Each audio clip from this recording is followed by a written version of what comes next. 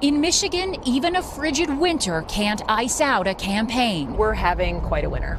Yeah. But election season is heating up. Over a warm cup of coffee, political talk is perking. I'm running, but I'm standing on the shoulders of a lot of people. First-time female candidates, like Democrat Alyssa Slotkin, running for Congress in the rural 8th District.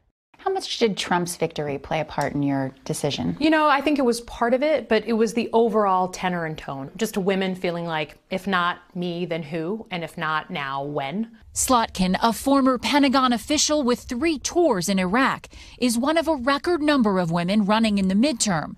The spike follows the powerful Me Too movement. In 2018, 420 women in 47 states are planning to run for the House. Now, only 84 women serve. It's up to us to do it.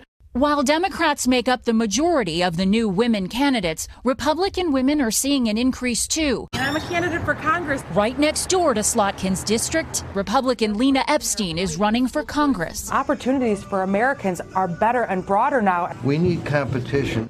Epstein, who runs a family oil business, also a first-time candidate, fighting for an open seat after working as co-chair of Donald Trump's winning Michigan campaign.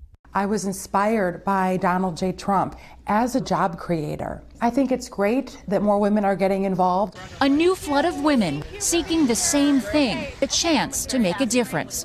Katie Beck, NBC News, Detroit. Hey, NBC News fans, thanks for checking out our YouTube channel. Subscribe by clicking on that button down here and click on any of the videos over here to watch the latest interviews, show highlights, and digital exclusives.